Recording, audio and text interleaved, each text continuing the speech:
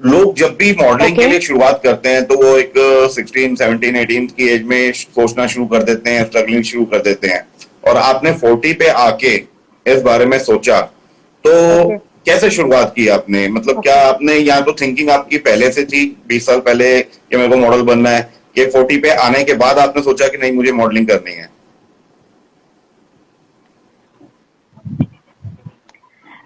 मैंने जैसे पहले भी कहा लोकेश जी कि मैंने कभी इस लाइन में वेंचर करने के लिए कभी नहीं सोचा था। It just happened. एंड अगर मैं कहूँ कि 40 प्लस या 45 प्लस के बाद मुझे ये मौका मिला है तो yes I am really blessed. और मैं अपने आप को बहुत बहुत ब्लेस्ड महसूस करती हूँ कि सबसे ज्यादा ऑलमाइटी की कृपा रही है मेरे ऊपर। एंड 100% मेरी फैमिली का सपोर्ट रहा कि मैं इस लाइन में आ पाई। और अगर एज की बात करें तो age is just a number. There is no age bar to learning anything, to learn new skill or to venture in any new field. Age is no bar. Age is just a number only. So आपको जहां से भी, जैसे भी, जब भी मौका मिले, what I believe is कि डेस्टिनी या आप जिसको नेचर कहते हैं, नेचर हमेशा आपको एक बार, दो बार, तीन बार मौके देती रहती है, बार बार नेचर आपको मौके देती है। एंड ये आपके ऊपर है कि आप उस मौके को, आप उस चांस को कैसे इनकैश कर पाते हैं, कैसे उसका फायदा ले पाते हैं। सो आपको यस, कितना स्ट्रगल दैट्स करना इट। पड़ा इस इंडस्ट्री में आने के लिए? क्योंकि आजकल जो यंगस्टर्स हैं उनको तो बहुत ज्यादा स्ट्रगल करना पड़ता है जब इस इंडस्ट्री में वो स्टेप रखते हैं, और कई नाकामयाब भी रहते हैं। तो आपका क्या एक्सपीरियंस रहा कि आपने जब स्टार्ट किया मॉडलिंग के लिए तो कितना स्ट्रगल करना पड़ा और कितने, कहते ना, चप्पलें घिसनी पड़ी?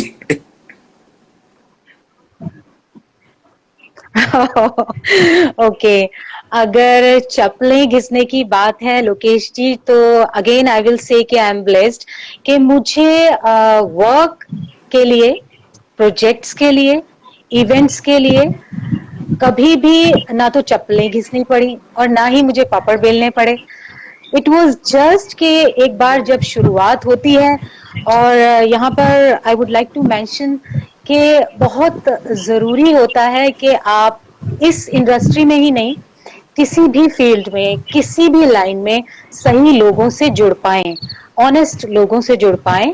और यस, जो ऑथेंटिक हो, जिनकी क्रेडिबिलिटी हो।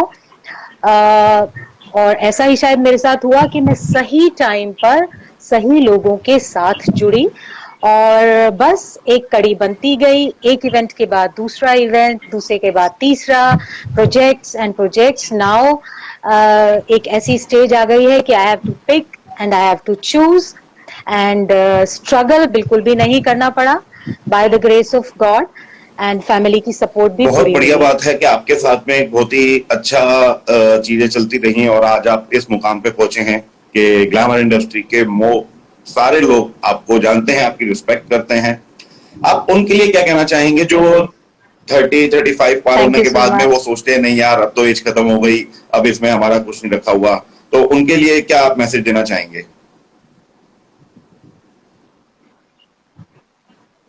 सी बिल्कुल आप ये सही कह रहे हैं।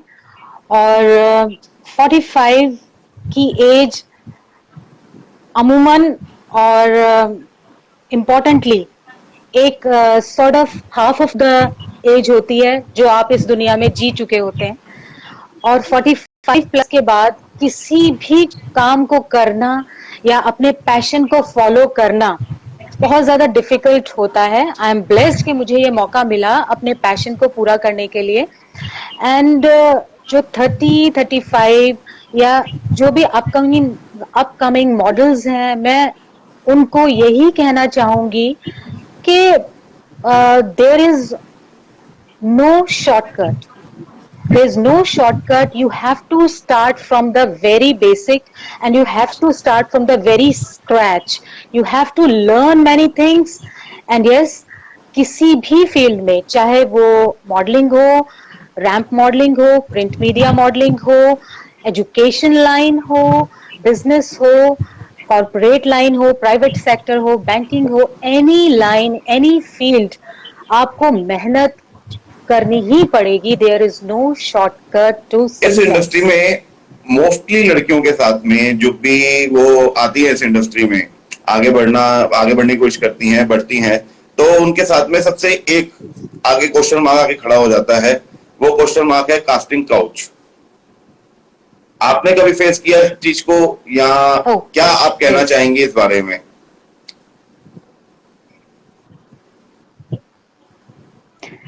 सी कास्टिंग काउच की अगर हम बात करें लोकेश जी, पहले तो I would like to thank you. आपने बहुत ट्रिकी बट बहुत इंपॉर्टेंट क्वेश्चन मेरे से पूछा है.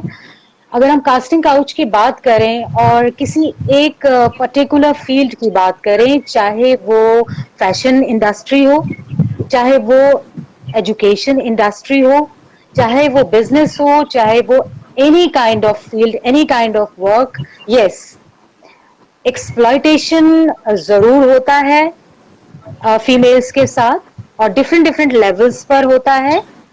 कास्टिंग काउच का नाम फैशन इंडस्ट्री में कास्टिंग काउच के नाम से जाना जाता है, बिकॉज वहां आपको लॉन्च होना होता है.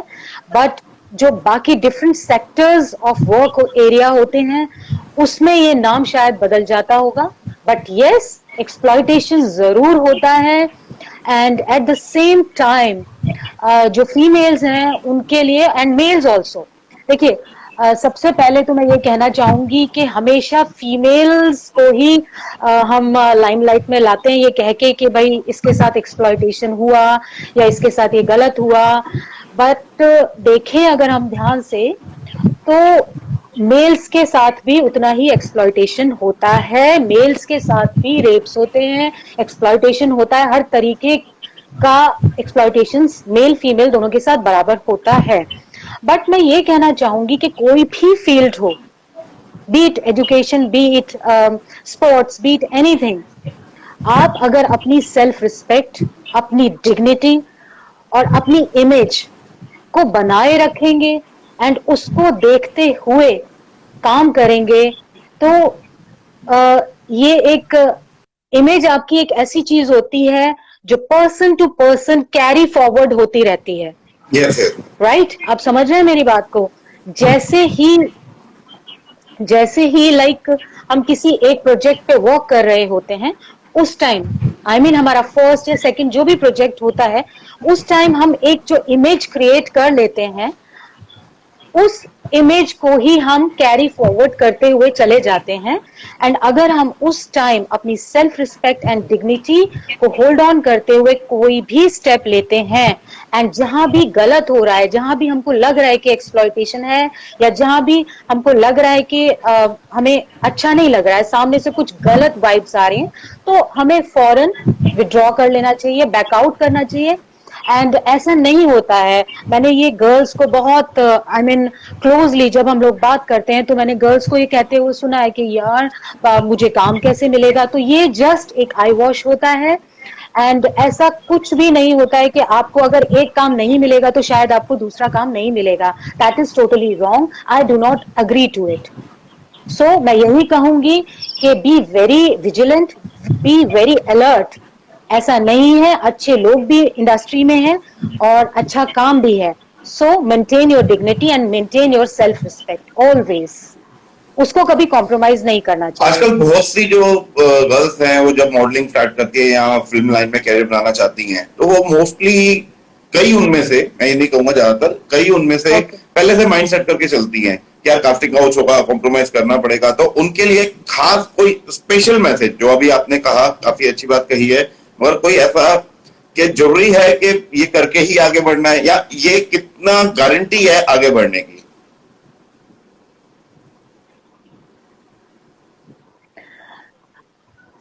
See, it differs from person to person. ये पर्सन टू पर्सन डिफर करता है. जो मेरे लिए अच्छा है, हो सकता है वो आपके लिए बिल्कुल अच्छा ना हो. बट अगर आपको लगता है कि आपकी इसमें ग्रोथ है, तो that is up to you. But मेरा सजेशन आपको यही रहेगा कि you have to be very very conscious and vigilant about your image, because आपकी इमेज कैरी फॉरवर्ड होती है and it is a small world. चाहे वो फैशन इंडस्ट्री हो, चाहे वो कोई भी इंडस्ट्री हो, it is a small world. यहाँ स्ट्रिंग्स अटैच होते हैं, तो अपनी सेल्फ रिस्पेक्ट एंड डिग्निटी को कॉम्प्रोमाइज करके मैं कभी सजेस्ट नहीं करूंगी किसी को भी कि आप कोई भी प्रोजेक्ट करें या आप कहीं भी लॉन्चिंग करें। Sorry, I do not agree. आप जब 40+ एज में इस इंडस्ट्री में आई, तो किसी ने आपको जो है टोन कैसे या Okay. क्रिटिसाइज किया कि यार कहाँ इस उम्र में तुम जा रही हो, क्या करोगी, या ऐसा कुछ मोरल डाउन करने की कोशिश की हो किसी ने, या फैमिली मेंबर्स ने आपके रिलेशन में या आपके आस पड़ोस में किसी ने, यार कहाँ जा रही हो तुम, क्या कर रही हो, इस उम्र में कोई मॉडलिंग करता है क्या? क्योंकि वैसे भी हमारे समाज में आज की तारीख में ना सपोर्ट करने वाले या मोरलाइज करने वाले लोग बहुत कम है।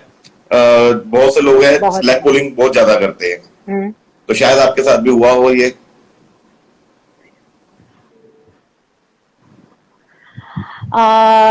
Bye the grace of God, अगर मैं फैमिली को रखूं तो मेरी फैमिली सच में बहुत सपोर्टिव रही है।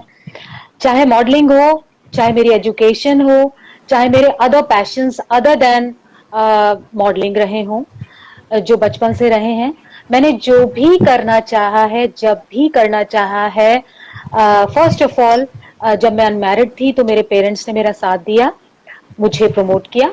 And now I am very very blessed के जो मैं करना चाहती थी और जो आपने कहा कि 45+ सबसे पहले जो आप कहना चाह रहे थे फैमिली के लिए, my husband is very supportive. और दूसरी बात अगर मैं करूं तो मेरे बच्चे हैं, they are all grown up, they both are collegiate, वो कॉलेज में है। एंड इतने ग्रोन अप बच्चों के साथ जब आप एक प्रपोजल उनके सामने रखते हैं या उनसे डिस्कस करते हैं, बिकॉज आई डू, मैं उनके साथ डिस्कस करती हूँ कि अब ये है या अब वो है, तो they all are very supportive. और जहां तक आपने ये कहा कि सोसाइटी या रिलेटिव, तो एक बहुत पुरानी कहावत है लोकेश जी, वो आपने भी सुनी होगी, और हम बहुत छोटे थे तो हम बुक्स में पढ़ते थे कि लोमड़ी को जब अंगूर नहीं मिले, उसने बहुत कोशिश की, तो उसने कहा कि अरे अंगूर खट्टे हैं।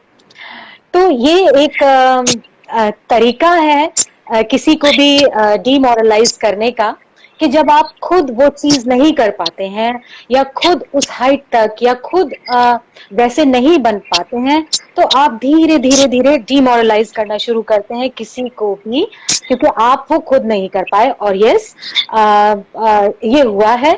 एंड मेरे I mean it just came to me also कि यार ये इसके बच्चे देखो कितने बड़े हैं एंड कॉलेज में जा रहे हैं, एंड शी इज 45, अब ये क्या करेगी, आई मीन अब ये क्या कर सकती है। सो 45 की एज के बाद जहां हम जो लेडीज होती हैं एक आधी से ज्यादा एज जी लेती हैं, और हमारी जो एक नेचर बन जाती है, ये जो हमारी सोच बन जाती है कि जो मेरा अब ये दायरा है वो केवल और केवल मेरा हस्बैंड है, मेरे बच्चे हैं, my house, I have to look after my house, और बस यही है मेरी दुनिया के बच्चे बड़े हो जाएंगे, देन उनकी शादी हो जाएगी। 45-47 की एज में आके हम सभी लोग यही सोचते हैं। But by the grace of God मैं बहुत अपने आप को ब्लेस्ड मानती हूँ लोकेश जी, के मुझे सही टाइम पे जब मैंने चाहा कुछ करना, उस लाइन से जुड़े हुए बहुत सही लोग मिले, एंड बस कड़ी से कड़ी जुड़ती गई और मैं आगे बढ़ती चली गई, और फैमिली का भी सपोर्ट मिला। और people like you Lokesh ji, this is I would like to say specially for you, क्योंकि मैंने शायद अपने करियर के शुरुआती इवेंट्स आपके लिए आपके साथ किए हैं, तो आई एम वेरी ब्लेस्ड कि आप जैसे अच्छे लोग इस इंडस्ट्री में हैं जो फीमेल्स को एक नीडेड और ट्रू रिस्पेक्ट एंड एक्नॉलेजमेंट देते हैं। Thank you so much. आप हमारे साथ में जुड़े हुए हैं काफी सालों से, बहुत अच्छा लगता है आपके साथ काम करके। मैंने सुना है आप कुछ यस मुझे भी बहुत मैंने सुना अच्छा है आप लगा। कुछ एनजीओ के साथ भी जुड़े हुए हैं, एनजीओ के साथ भी आप Sorry? कुछ जुड़े हुए हैं, तो उन एनजीओ में आप कैसे लोगों की हेल्प करते हैं और क्या आपका वर्कआउट उसमें रहता है?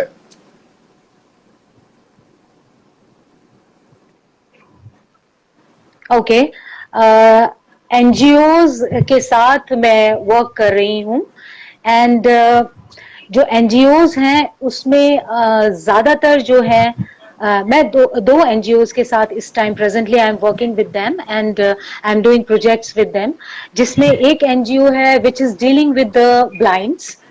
उसमें ज्यादातर बच्चे हैं, कुछ कपल्स हैं, which couples, I mean both male and females are blind, and कुछ ओल्ड एज भी हैं वो भी ब्लाइंड हैं, और उसको एनजीओ को जो रन कर रहे हैं, who is the owner of that NGO, वो कपल भी ब्लाइंड है। तो I am working with that NGO and future में जब भी बहुत जल्दी ये जो लॉकडाउन है वो ओवर होगा तो बहुत सारे प्रोजेक्ट्स हमने जो कि पेंडिंग है उनके साथ सोचे हैं कि हम बहुत जल्दी करेंगे। एंड दूसरा जो एनजीओ है that is dealing with women hygiene projects, और मैं उनके साथ काम कर रही हूँ और मुझे बहुत अच्छा लगता है। ये मेरा ड्रीम प्रोजेक्ट था, विमेन हाइजीन प्रोजेक्ट्स के साथ डील करना, और मैं बहुत दिनों से 3-4 साल से कोशिश कर रही थी कि मैं ऐसा कोई प्रोजेक्ट पे वर्क करूं, एंड मैंने उस ब्रांड को भी एंडोर्स किया है and I am very happy. And उस ब्रांड का नाम है दिव्या केयर एंड बहुत अच्छा काम कर रहे हैं वो लोग, सैनिटेशन विमेन हाइजीन प्रोडक्ट्स वो लोग लॉन्च कर रहे हैं। तो आई एम वेरी हैप्पी, मैं इन दो एनजीओज के साथ वर्क कर बहुत रही अच्छी बात है कि आप मॉडलिंग भी करते हैं, इसके साथ में आप टाइम निकालते हैं लाचार लोगों की सेवा करने के लिए। जैसा आपने बताया ब्लाइंड बच्चों की भी आप इतना सेवा कर रहे हैं, हेल्प कर रहे हैं।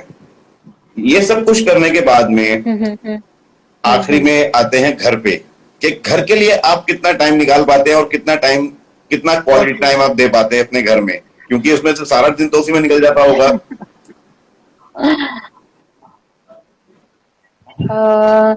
अगर मैं बिल्कुल सच बोल रही हूँ लोकेश जी आपसे कि आफ्टर मैरिज मेरी जो लाइफ के good 26-27 years, I have been married since more than 26 years, मेरी शादी को 26 साल हो चुके हैं और भी ज्यादा हो चुके हैं, and I have devoted most of the period of my life to my marriage and my home, and taking care of my home and taking care of my husband and taking care of my kids. तो मैं शुरू से ही home oriented रही हूँ। मेरे को बहुत ज्यादा पार्टीज या बहुत ज्यादा आउटिंग्स, बहुत ज्यादा कभी इस तरह की नीड फील नहीं हुई, एंड क्योंकि मैं शुरू से ही होम ओरिएंटेड रही हूँ तो वो एक kind of sort of balance जो आप कहते हैं कि मेरी जो प्रायोरिटी रही है वो हमेशा से फैमिली का रूटीन, फैमिली की नीड्स, फैमिली ही रही है। मेरे चारों तरफ मेरी फैमिली ही घूमती है। अब इसको आप मल्टीटास्किंग भी कह सकते हैं या इसको आप टाइम मैनेजमेंट भी कह सकते हैं। कहीं मेरे अब बिकॉज 4-5 years से अब मैं इवेंट्स करने लगी हूँ, प्रोजेक्ट्स करने लगी हूँ, या हमारे जो भी शूट्स होते हैं तो पूरा 2-2 दिन 3-3 दिन का काम रहता है, बट आई मेक श्योर कि अगर मैं मॉर्निंग में निकल रही हूँ तो आई मेक श्योर कि उस दिन का पूरा जो शेड्यूल है, उस दिन का पूरा जो किचन का रूटीन है या उस दिन की जो डेली नीड्स हैं वो मेरे किड्स को, मेरे बच्चों को और पेरेंट्स को और मेरे हस्बैंड को, उसमें कहीं मैं कॉम्प्रोमाइज नहीं करती हूँ। जो फर्स्ट मेरा सुबह उठकर रहता है शेड्यूल वो ये रहता है कि मैं मार्क कर लेती हूँ कि ये आज का शेड्यूल है और मुझे ये रेडी करके, चाहे वो किचन का हो चाहे वो बच्चों के वार्डरोब से रिलेटेड हो, I keep it all in line and I keep it all very organized and systematic, and मैं खुद भी बहुत organized and systematic हूँ। तो वही मैं just इसको आप multitasking कह सकते हैं या time management कह सकते हैं। So I love to do things at home and मुझे बहुत अच्छा लगता है। एंड शायद यहाँ पर मैं मेंशन करना चाहूंगी कि शायद इसीलिए मैं इस लॉकडाउन में सरवाइव कर पाई हूँ। मैंने बहुत सारे जैसे अपने जो आसपास के हैं, हम फोन पे बात करते हैं तो या कजिन्स हैं या फ्रेंड्स हैं तो उनका सबसे पहला एक वही होता है, यार हम बोर हो गए, कहीं जाने को नहीं है, कुछ बाहर खाने को नहीं है। तो शायद मुझे ऐसा लगता है कि आई एम ब्लेस्ड, क्योंकि मैं होम ओरिएंटेड हूँ शुरू से, एंड मुझे कुकिंग बहुत पसंद है, बच्चों के लिए काम करना बहुत पसंद है। तो मैं कहीं ना कहीं एक महीना, ये 1 month I have survived so well. मुझे बिल्कुल भी डिस्कम्फर्ट नहीं हुआ, मुझे बिल्कुल भी अनकंफर्टेबल महसूस ही नहीं हुआ इस 1 मंथ में। मेरे लाइफ रूटीन पर कोई बहुत ज्यादा क्या फर्क नहीं लॉकडाउन पड़ा। का तो एक सबसे बड़ा बेनिफिट मैंने देखा है लोगों के घरों में, मेरी बहुत सारी फीमेल फ्रेंड्स हैं, मॉडल्स हैं, उनसे बातचीत होती रहती है या मैं फेसबुक उनके अपडेट्स देखता रहता हूँ। ओके। सब ने कुकिंग बड़ी अच्छी कर ली है लॉकडाउन के बाद। अगर कोई शेफ वाला हर कोई भी घर में। कंपटीशन आएगा तो आई थिंक बहुत अच्छे जो है फॉर्म फिल होने वाले हैं उसमें। I know, I know, I know. बन चुका है, हर प्रिपेयर हो घर में चुका है। एक शेफ मिलेगा आपको, बन चुका है। हर घर में एक आर्टिस्ट पैदा हो गया है, which is very good, which is very good.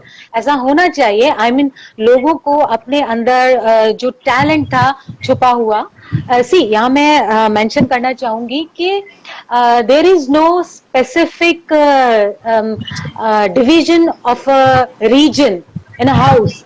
ऐसा कुछ होता नहीं है कि kitchen is only for females, या ऑफिसेज या बाहर का काम इज ओनली फॉर मेल्स। ऐसा कुछ भी नहीं होता है। एंड इस पूरे लॉकडाउन पीरियड में एक बात तो बहुत अच्छी देखने को मिली कि मेरे जितने भी मेल फ्रेंड्स बहुत अच्छे, हालांकि I don't have many friends, I have only handful of friends, उसमें भी जो बहुत हैं मेल्स मेरे अच्छे फ्रेंड्स हैं, उन्होंने मुझे डेली डेली एक रेसिपी भेजी है मॉर्निंग में कि आज की रेसिपी है, अर्चना हमने ये बनाया। तो आई एम वेरी हैप्पी। मुझे बहुत अच्छा लगता है जब स्विच ओवर होता है, स्वाइप होता है एक दूसरे की फील्ड्स का, male to female and female to male. तो थैंक्स टू दिस अभी लॉकडाउन। तक आज ऑलमोस्ट 32 डेज लॉकडाउन को हो गए हैं। आपने कुछ नया यस, क्या यस, सीखा इस लॉकडाउन में? सक्सेसफुली। क्या आपको नई कुछ चीजें देखने को मिली जो आपको अपनी पूरी लाइफ में आज तक नहीं देखने को मिली? कुछ एक डिफरेंट एक्सपीरियंस क्या हुआ आपका इस 32 डेज में?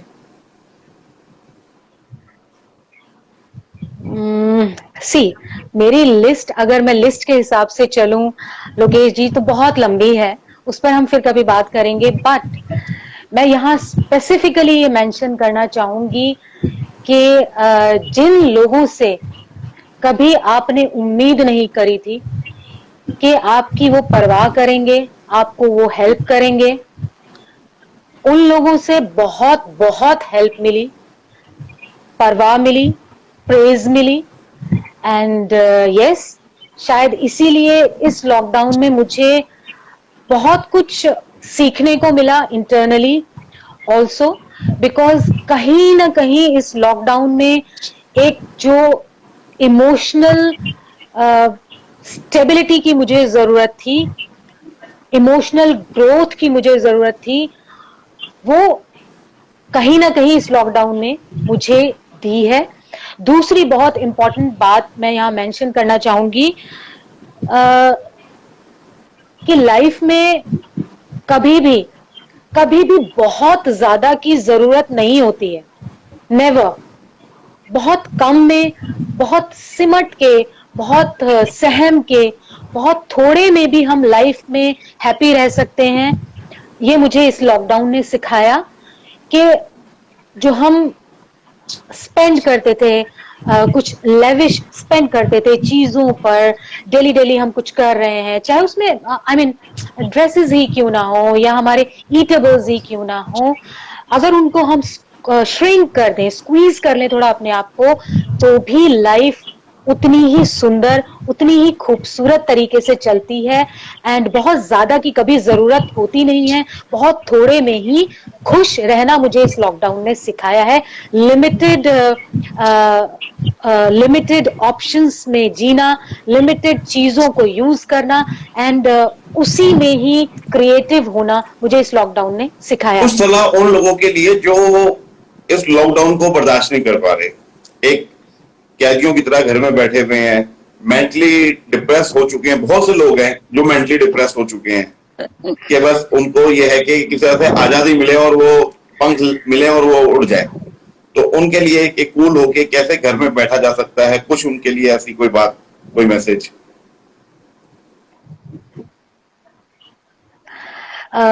सी लोकेश जी, मैं यहाँ कहना चाहूंगी कि जो आपने कही है वो बात मैं उस पर आऊंगी, बट उससे पहले जो मैं स्टार्टिंग करना चाहूंगी वो कि ये है कि all the religious places are shut down. सारे मंदिर, सारी मस्जिदें, सारे गुरुद्वारे, एवरीथिंग इज शट डाउन। इससे हमें सबसे बड़ा लेसन क्या मिला? हमें सबसे बड़ा लेसन ये मिला कि हमें कभी भी बाहर जाने की जरूरत थी ही नहीं, चाहे वो प्रेयर्स के लिए हो या इंटरनल जो आपका एक लेवल होता है, या आप जो मेडिटेट करते हैं या जो आप प्रेयर्स करते हैं, anything you name it, anything. हमें बाहर जाने की कभी जरूरत नहीं थी, सब कुछ हमारे अंदर ही था और हम घर बैठ के कर सकते थे। लाइकवाइज मैं यहाँ मेंशन करना चाहूंगी कि जिन लोगों को लॉकडाउन को लेके घर बैठने में बहुत प्रॉब्लम हो रही है, या जो लोग बहुत ज्यादा सोशल फ्रीक हैं, पार्टी फ्रीक्स हैं, उनके लिए मैं यही कहना चाहूंगी कि अभी यू डोंट नो कि लॉकडाउन जो है कितनी देर स्ट्रेच होने वाला है। हम कैसी और या तो खराब या बेटर सिचुएशन में जाने वाले हैं, we don't know anything about that. तो बेटर है कि अपने आप को थोड़ा सा समेट लीजिए, थोड़ा सा श्रिंक कर लीजिए, थोड़ा सा घर में रहने की आदत डालिए और खुश रहने की आदत डालिए उन्हीं चीजों में जो आपके जस्ट नियर एंड डियर्स में है। सी, इमीडिएट फैमिली जो आपकी होती है, अगर आप अनमैरिड हैं then it is only your parents and siblings, and अगर आप मैरिड हैं तो उसमें फिर आपके हस्बैंड भी हैं, आपके बच्चे भी हैं। तो जो इमीडिएट खुशी हमें मिलती है, जिसको हम कहते हैं खुशी, वो हमारी इमीडिएट फैमिली से ही हमें मिलती है। इस लॉकडाउन से मुझे ये सीखने को मिला कि हमें खुश रहने के लिए सोसाइटी की जरूरत नहीं होती है। सी, अब हमें अभी आज का जो मैं सीन आपको बता रही हूँ, मैं ही नहीं, शायद और बाहर के लोग भी, किसी को ये नहीं पता होगा कि पड़ोस में क्या हो रहा है, पड़ोस के घर में क्या हो रहा है। शायद हम फोन पे भी बात नहीं कर रहे होंगे इतना ज्यादा, बिकॉज टॉपिक ही नहीं है, केवल वही हम लॉकडाउन की बात कर रहे हैं, बोर हो रहे हैं, बीमारी की न्यूज भी वही है। तो एंड ऑफ द डे हमें क्या पता चलता है? हमें यही पता चलता है कि हमारी फैमिली, चाहे वो 4 लोग हो, चाहे वो 6 लोग हो, चाहे 2 लोग हो, at the end of the day family is the most important thing. और बस यही है जो कुछ है, इसी में ही खुश रहना है, इसी के लिए जीना है और इसी के लिए सब कुछ करना है। सो मेरा लाइफ का मंत्र तो यही है। मेरे लिए तो लॉकडाउन होना ना होना इज नियरली सेम, बिकॉज मैं हमेशा से फैमिली ओरिएंटेड ही रही हूँ and I enjoy it very much, very much. जबकि आपको तो पता है कि हम लोग एक मंथ में करीब 3 से 4 शूट्स हो रहे हैं, इवेंट्स हो रहे हैं, बट देन ऑल्सो मुझे कहीं ना कहीं ये लाइफ में एक ठहराव चाहिए था, बिकॉज इस लॉकडाउन के आने से एटलीस्ट मुझे ये पता चला, मुझे ये सीखने को मिला कि जिनके लिए आप लंबे अरसे तक परवाह करते हो, अपनी लाइफ का एक बहुत मोस्ट इम्पॉर्टेंट जो आपका हिस्सा होता है, वो अपनी लाइफ का आप donate is a wrong word, आप इन्वेस्ट करते हैं अपनी पूरी लाइफ, आप जिनके लिए इन्वेस्ट कर रहे हैं, क्या आपकी वो परवाह करते हैं? आपका होना ना होना क्या उनके लिए एग्जिस्ट करता है, क्या मायने रखता है? इस लॉकडाउन ने मुझे ये सब चीजें सिखाई हैं कि जिनके लिए आप जिए आज तक, क्या वो आपकी परवाह करते हैं, आपकी पसंद नापसंद? सो यस, लॉकडाउन ने मुझे बहुत कुछ सिखाया है एंड मैं यही सलाह दूंगी सबको कि try and be happy with your family. Family is the most important thing और यही है जो लास्ट तक इन एवरी ऑड आपके साथ खड़ी बहुत ही बढ़िया, बहुत शानदार आपने बात कही और बहुत अच्छी सीख एक दी है उन लोगों के लिए जो आज भी घर में अपने आप को कैदी समझते हैं और बाहर भागने की कोशिश करते रहते हैं, उनके लिए बहुत अच्छी बात है। उम्मीद करूंगा कि लोग इसको देख के, आपकी बातें सुन के कुछ समझ पाए और अपने जीवन में वो चीजें उतार पाए और उसके अकॉर्डिंग आगे चले, फैमिली को पहले महत्व दें। अगर आप मॉडल नहीं होते तो क्या होते?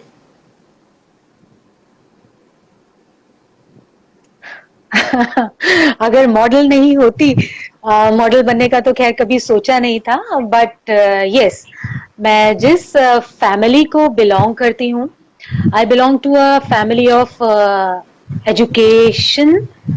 एजुकेशन पैटर्न मेरी फैमिली में रन करता है। My father was a professor of, my mother was a professor of music, so I belong to a family जहाँ पर educational माहौल है। तो definitely because मैंने एक I am so very proud to share this with you कि मैंने 12th से ऑनवर्ड्स पोस्ट ग्रेजुएशन तक बहुत अच्छा एक एजुकेशन में करियर अपना बनाया है। And I am very proud to say कि 12th onwards, in 12th also I have done my 12th from Uttar Pradesh board, UP board, and I have done my graduation and post graduation from Chaudhry Charan Singh University, जिसको ज्यादातर लोग Meerut university के नाम से भी जानते हैं। तो 12th onwards I was a throughout gold medalist। मैंने 12th में भी रिकॉर्ड बीट किया है with 93%, with distinction in all the 5 subjects। मैंने ग्रेजुएशन में सभी सब्जेक्ट्स में तो डिस्टिंक्शन नहीं लिया, बट अपने फेवरेट इंग्लिश सब्जेक्ट में मैंने डिस्टिंक्शन लिया।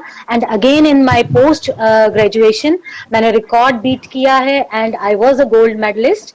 और तब भी मैंने 84% पोस्ट ग्रेजुएशन में लिए हैं।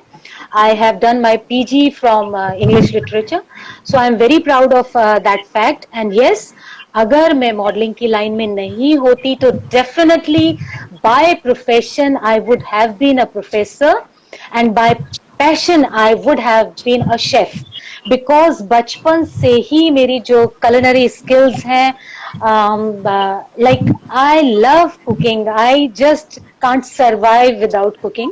मुझे कुकिंग करना बहुत अच्छा लगता है एंड डेफिनेटली मैं बाय प्रोफेशन एक प्रोफेसर होती एंड बाय पैशन एक शेफ होती और बहुत किसी बड़े 5 स्टार में इस टाइम वर्क कर रही होती। और आप मुझे देखते मैं तब भी सेलिब्रिटी बहुत अच्छी शेफ बात ही है और होती। बहुत अच्छी राकेश जी, अब आपने इतनी तारीफ की है अपने खाने की, एंड तो मैं आपको मैं एक बारी इनवाइट जरूर करती हूँ खाना इस चाहूंगा टाइम भी। आपके हाथों का बना हुआ, जब भी मौका मिलेगा। डेफिनेटली बिल्कुल, आपने अभी डेफिनेटली, यू आर मोस्ट इतनी बात वेलकम। की एजुकेशन को लेकर के, आपने पोस्ट ग्रेजुएशन तक की है और अच्छा आप गोल्ड मेडलिस्ट रहे हैं। कुछ ब्यूटीफुल गर्ल्स, हैंडसम बॉयज जो अभी 12th कर रहे हैं या फर्स्ट ईयर में एडमिशन लिया है, उनके घर वाले, उनके रिलेटिव, उनके पड़ोसी उनको इनकरेज कर देते हैं कई बारी, यार तू तो बहुत खूबसूरत है, तू तो फिल्म इंडस्ट्री में जा, कहाँ यहाँ कर रही है, मॉडलिंग में जा। और वो उनका माइंड वॉश करने की कोशिश करते हैं और वो लोग भी कुछ ऐसे होते हैं कि पढ़ाई लिखाई छोड़ के घुस जाते हैं इन चीजों में। तो उनके लिए क्या मैसेज देना चाहेंगे आप कि क्या उनको करना चाहिए और कैसे करना चाहिए? ओके, सो अगेन मैं यहाँ पर लोकेश जी आपको यही कहूंगी कि बी इट एनी फील्ड, चाहे वो मॉडलिंग हो या चाहे वो कोई भी फील्ड हो अदर देन स्टडीज, ठीक है, राइट। एक जो बेसिक एजुकेशन होती है, दैट इज, आप उसको एक ग्रेजुएशन तो मान के चलते हैं, तो बेसिक एक जो ग्रेजुएशन तक आपका जो स्टडीज होती हैं या एजुकेशन होती हैं, मैं पर्सनली एडवाइस करूंगी अपकमिंग मॉडल्स को स्पेशली कि आप कभी भी एजुकेशन को बैक हैंड ना रखें, एजुकेशन को कभी भी बैक सीट पे ना रखें, एजुकेशन को हमेशा फ्रंट सीट पे रखें। Because if you are good and like, अगर आप पढ़े लिखे हैं, अच्छे हैं, तो वो कहीं ना कहीं आपको एक स्किल देता है किस चीज के लिए, जब आपको लाइफ में कुछ इंपॉर्टेंट डिसीजंस लेने होते हैं, चाहे वो मॉडलिंग की फील्ड से रिलेटेड ही क्यों ना हो।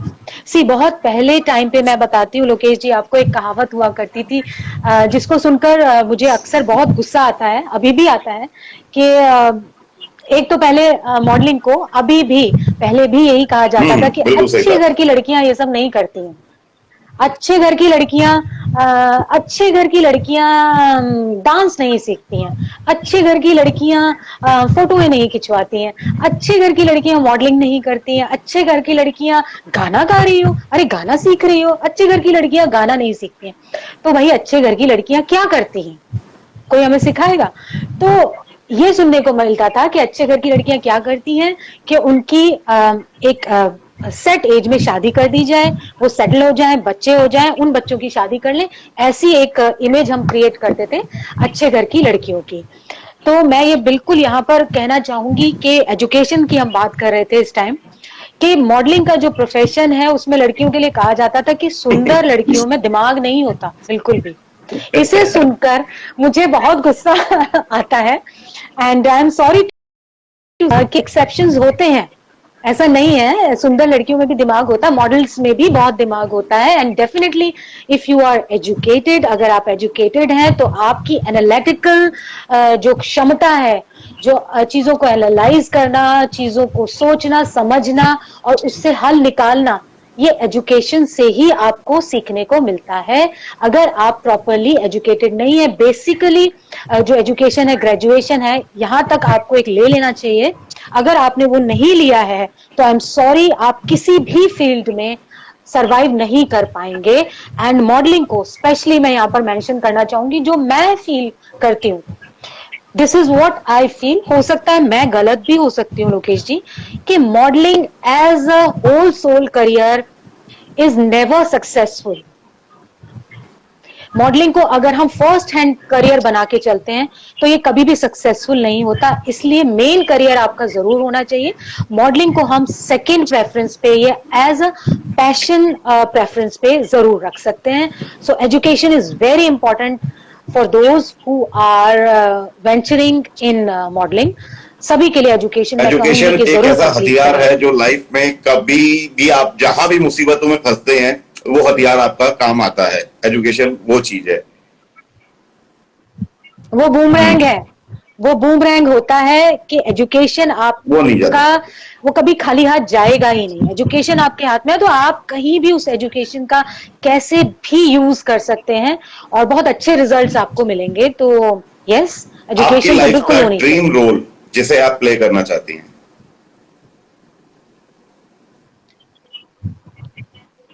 ड्रीम रोल जिसे मैं प्ले करना चाहती हूँ, सी, अगर कभी ऐसा मौका मिलता है और आई विश कि ये मिले जरूर, तो मैं चाहूंगी कि मेरी लाइफ की एक अपनी एक स्टोरी है, मेरी लाइफ की अपनी एक जर्नी है, एक मेरी लाइफ की अपनी स्ट्रगल है, जो डेफिनेटली वर्क से रिलेटेड नहीं है, डेफिनेटली फैमिली से रिलेटेड नहीं है मेरी स्ट्रगल, बट यस, कुछ रिलेशंस को लेके, कुछ सोशल चीजों को लेके एक मेरी स्ट्रगल रही है। उस स्ट्रगल को मैं जरूर बिग स्क्रीन पे पोर्ट्रे होता हुआ देखना चाहूंगी, एंड मैं देखना चाहूंगी अपने आप को उस चीज से गुजरते हुए, उन लम्हों को दोबारा से आई मीन फील करते हुए। मैं जरूर चाहूंगी कि एक कुछ ना कुछ डॉक्यूमेंट्री या कुछ ना कुछ एक पर्दे पे मैं अपने आप को देखूं और वो एक स्टोरी मैं रीलिव कर सकूं, एंड डेफिनेटली मैं अपने ही किरदार में ढलना चाहूंगी और अपनी ही लाइफ को लॉन्च करना चाहूंगी बहुत बड़े बहुत पर्दे पे। बढ़िया। हम दुआ करेंगे कि आपका ये सपना पूरा हो और जल्दी पूरा हो। आपको कोई डायरेक्टर प्रोड्यूसर मिले जो आप ही की थैंक यू लाइफ पे सो और मच। आप ही को लेके वो फिल्म बनाए। अब चलते चलते आखिरी ओके में सिर्फ 3 सवाल। ओके आपकी बहुत सारी ऑडियंस है, मैं देख रहा हूँ, काफी आपको ओके कमेंट्स आ रहे हैं, तो उनके लिए होता है ये कि वो आपके या फैन है, आप किनके फैन हो? आपका favourite actor, actress and villain. Villain. actor, actress, and villain. See, my favorite actor is Shahrukh. मेरा क्रश है बहुत बड़ा शाहरुख के लिए। शाहरुख की मूवीज में एक ही दिन में एक ही मूवी 10 बार लगातार एट अ स्ट्रेच बैठ के देख सकती हूँ। एंड फेवरेट एक्ट्रेस अगर मैं कहूँ तो बैक देन एक्ट्रेस भी है, वो मॉडल भी है, सुष्मिता से मैं बहुत इंस्पायर्ड हूँ। मुझे वो as a person, as a human being, और सबसे बड़ी जो उनके अंदर क्वालिटी के है कि उनका जो एक टिपिकल एक बहुत ही एक्सक्लूसिव स्टाइल है जब वो उर्दू में बोलती हैं, एंड जो उनकी डायलेक्ट है, जो उनका बोलने का तरीका है, मैं उनसे बहुत ज्यादा इंस्पायर्ड और इन्फ्लुएंस्ड हूँ। तो मुझे सुष्मिता बहुत अच्छी लगती है। एंड यस, न्यू जो ये ईरा चल रहा है आजकल, उसमें मुझे करीना बहुत पसंद है। I am a big fan of Kareena Kapoor. And villain, villain में मुझे जो एक्टिंग है, जो एक्टिंग स्किल्स हैं, वो नवाजुद्दीन सिद्दीकी जी के बहुत पसंद हैं, मनोज बाजपेयी जी के बहुत पसंद हैं। मैं डाई हार्ड फैन हूँ उन दोनों की, और इन दोनों में अगर मैं कंपैरिजन करूं तो मुझे Nawazuddin ji, I can really die for that man. I mean वो जैसे हमारे इंडस्ट्री में कहते हैं सभी लोग कि इस लाइन में अगर आपको लॉन्च होना है तो you need a certain figure, you need a certain face, सुंदर होना चाहिए, ये होना चाहिए, गोरा होना चाहिए, लंबा होना चाहिए। तो उस किसी भी पैरामीटर पे नवाजुद्दीन जी उस पैरामीटर पे कहीं खरे नहीं उतरते, बट जब उनकी एक्टिंग स्किल्स की बात आती है तो he is just par excellence. तो यस, ये तीन नाम है, Shahrukh, Sushmita, Kareena of course, and बहुत बढ़िया नवाजुद्दीन जी। आपने नवाजुद्दीन जी का जो नाम लिया। मैं खुद उनका बहुत बड़ा फैन हूँ, क्योंकि उनका मैंने कैरियर देखा है, उनका स्ट्रगल पीरियड मैंने देखा है। उनकी एक फिल्म आई थी मुन्ना भाई ओके, एमबीबीएस, उसमें एक बहुत ही छोटा सा यस, साइड रोल उन्होंने किया था और ओके, 2-3 मिनट नो, का रोल था। हाँ, तो छोटा सा, वो चीज देख के कोई ये नहीं हाँ सोच हाँ, सकता था कि ये इंसान इतनी हाइट तक पहुंच सकता है कि आज की तारीख में सलमान उनके साथ में की है और काफी अच्छा काम किया है। और हम दुआ करेंगे बिल्कुल, कि आपका कैरियर भी बिल्कुल, बिल्कुल। रोज नई ऊंचाइयां, रोज नए मुकाम पे पहुंचे। मन्नत एंटरटेनमेंट की तरफ से बहुत बहुत धन्यवाद। And thank you so much, thank you so much Lokesh ji. आपके साथ आज बहुत अच्छा